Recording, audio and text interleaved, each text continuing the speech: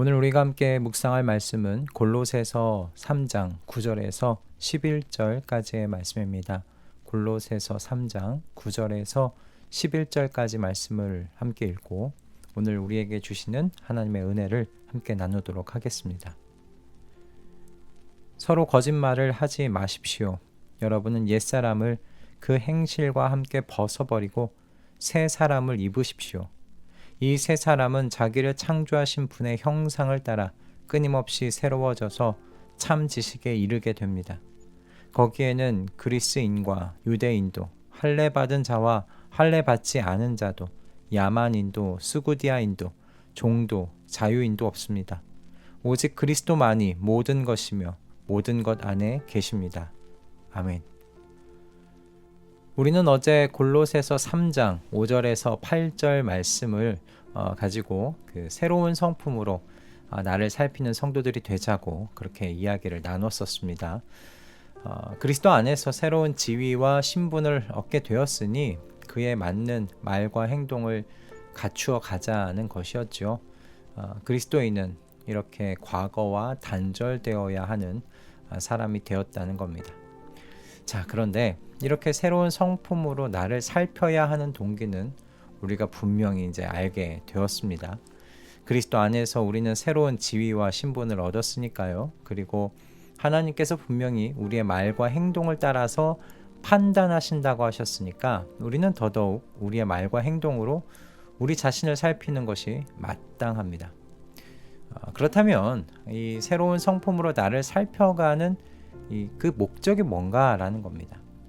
우리가 이 경주를 해 갈 건데 목적지가 어디냐는 것이죠.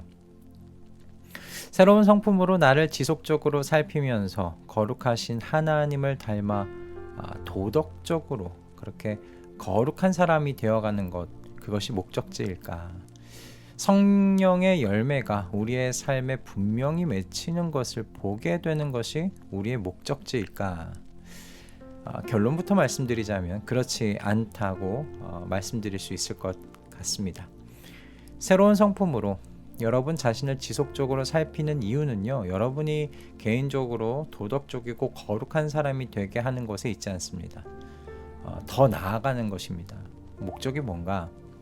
여러분, 모든 것이 되시며 모든 것 안에 계시는 그리스도에 대한 이 동일한 믿음의 고백을 통해서요, 모든 서로의 다름이 극복되어 그리스도 안에서 하나가 되는 새로운 인류가 탄생되는데 여러분 목적이 있다고 할 수 있겠습니다. 여러분, 모든 다름이 문제가 되지 않는 새로운 하나님의 나라를 구성하게 될 새 인류가 되는 것에 목적이 있다라는 것인데 여러분, 조금 어렵나요? 오늘 이 아침에 이 주제를 좀 풀어 가보도록 하겠습니다. 먼저 우리는 바울의 시선의 끝이 어디를 향하고 있는지를 살펴봐야 할 것 같아요. 바울이 8절까지 지금 새로운 성품으로 나를 살피라고 그렇게 이야기를 하지 않았습니까? 그런데 9절에서요, 갑자기 거짓말하지 말라는 말로 시작을 합니다. 거짓말을 하지 말라는 건 앞에서 바울이 언급했던 분노, 격분, 악의, 부끄러운 말과 같이 우리가 똑같은 선상에서 취급할 수도 있어요. 그런데 여러분, 제가 생각하건대 바울이 거짓말을 하지 말라고 이야기하는 건 다분히 의도적으로 선택한 말이라고 생각이 됩니다. 여러분, 거짓말이 만연한 사회는요, 서로를 믿을 수 없는 사회가 됩니다. 서로를 의심할 수밖에 없어요. 상대방의 말만으로는 진실을 알 수 없으니까 여러 가지 행정적인 일들이 추가될 수밖에 없는 그런 사회가 됩니다. 여러분, 우리 사회에 그 빌라를 중심으로 전세 사기가 벌어진 것을 여러분 기억하실 겁니다. 아직도 그 영향권 안에서 힘들어하는 사람들이 얼마나 많은지 모릅니다. 여러분, 그래서 어떤 일들이 일어났습니까? 이 빌라에 들어가는 것을 이제 사람들이 꺼리지 않아요? 만약 갈 수밖에 없게 되었다면 몇 번이고 사기를 당하지 않으려고 이런저런 방법으로 알아보고 애를 쓸 겁니다. 거짓말이 만연하는 공동체는 절대로요, 연대할 수 없습니다. 그러므로 거짓말이 흐르는 교회는요, 하나가 될 수 없어요. 그러므로 바울 사도가 거짓말을 하지 말라고 한 건 그가 교회 공동체의 건강에 대하여, 개인적인 거룩의 건강이 아니라 교회 전체 공동체의 건강에 대해서 지금 관심을 가지고 있었다는 것, 그것을 알 수 있는 단서라고 생각합니다. 이제 이렇게 이야기한 바울이 위에서 말한 것을 다시 한 번 더 반복해서 이제 말하는 것 같습니다. 옛사람을 그 행실과 함께 버리고 새 사람을 입으십시오. 바울이 거짓말을 하지 마십시오라는 말을 앞에서 덧붙이지 않았다면 여러분, 이 말은 그저 신분의 변화를 맞이했으니까 이제 새로운 행실을 배워가야 한다라는 정도로 우리가 생각할 수 있었을 겁니다. 그런데 거짓말하지 말라는 바울의 말 때문에요, 우리는 지금 그의 관심이 개인에 머무는 것이 아니라 공동체에게 있다는 것을 알게 되었죠. 그렇다면 이 말의 의미가 개인의 어떤 도덕성과 거룩에 멈춰지지 않고 좀 더 멀리, 좀 더 넓게 확장되어 있다는 것을 생각해 볼 수 있겠죠. 여러분, 옛사람의 행실을 벗어버리고 새 사람을 입는 데 있어서 정말 중요한 이유가 있습니다. 그 무엇인가? 그러니까 죄가 가진 특징 때문에 그렇습니다. 옛사람의 행실에는 죄의 문제가 거의 포함되어 있잖아요. 죄의 가장 큰 특징이 무엇이냐면 여러분, 연대를 깨트린다는 겁니다. 하나됨을 깨트린다는 겁니다. 죄가 처음 인류 안으로 들어왔을 때를 여러분 한번 생각해 보세요. 죄가 들어오니까 인류와 그리고 하나님과의 하나됨, 그 연대가 깨져버렸습니다. 죄가 들어오기 전까지 에덴 동산 안에서 하나님과 아담과 하와는요, 정말 막힘없이 교제하면서 그렇게 함께 지냈습니다. 그런데 죄가 들어오니까 어떻게 되었어요? 하나님과 인류가 함께 할 수 없게 되었습니다. 관계가 깨졌습니다. 그 하나됨이 깨졌습니다. 그런데 하나님과 인류 사이만 깨졌나요? 아니죠. 아담과 하와의 사이도 깨졌습니다. 그 전까지 아담이요 하와를 어떻게 바라봤습니까? 이는 내 뼈 중에 뼈요 내 살 중에 살이라고 말하면서 그렇게 내 몸처럼 사랑하지 않았습니까? 그런데 죄가 들어오자 어땠습니까? 아담이 하와를요 손가락질하면서 주님께서 내게 준 저 여인이 나로 죄를 짓게 만들었다고 말합니다. 하나됨이 깨졌습니다.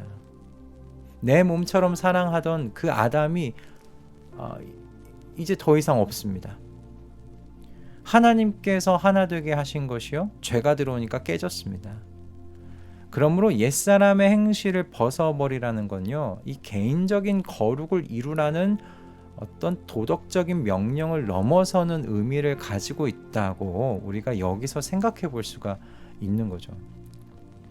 우리는 이와 같은 진리를 바울이 말하는 새 사람이 가지는 특징을 통해서도 알 수 있어요. 바울은 새 사람이 어떤 사람인지를 이렇게 이야기를 했습니다. 이 새 사람은 자기를 창조하신 분의 형상을 따라 끊임없이 새로워져서 참 지식에 이르게 됩니다. 이 말씀을 통해서 볼 때 새 사람은 지식이 끊임없이 새로워지는 사람이구나 라는 걸 알 수 있고요. 그리고 끊임없이 새로워지는 그 방향이 창조주의 형상이구나를 알 수 있습니다. 창조주의 형상을 목표로 끊임없이 새로워지는 그런 역동적인 존재가 지금 바로 이 새 사람이죠. 그런데 여기서 우리가 질문이 생기게 되는 거예요. 왜 성도는 이 창조주의 형상을 목표로 끊임없이 새로워지는 새 사람이 되어야 하는가?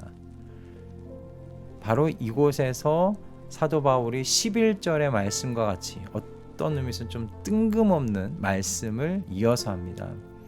바울 사도가 갑자기 그리스인과 유대인을, 그리고 할례 받은 자와 할례 받지 않은 자를, 그리고 종과 자유인을 함께 묶어서 이야기합니다. 근데 이렇게 묶어놓은 존재들이 어떤 사이입니까? 물과 기름 같은 사이 아닙니까? 헬라인과 유대인, 물과 기름과 같은 존재입니다. 할례 받은 자와 할례 받지 않은 자 똑같이요. 종과 자유인 마찬가지입니다. 그런데 이들 모두가요, 창조하신 분의 형상을 따라 어떻게 된다? 끊임없이 새로워진대요. 게다가 이들에게 남는 것이 무엇이냐? 오직 그리스도시다 라고 이야기합니다. 그리스도께서 모든 것이 된다. 그것이 똑같은 고백이에요. 그리고 모든 서로 이 다른 대척점에 서 있는 이 사람들 안에서, 이 인류 안에서 누가 발견된다? 그리스도께서 발견된다라고 이야기를 하고 있는 겁니다.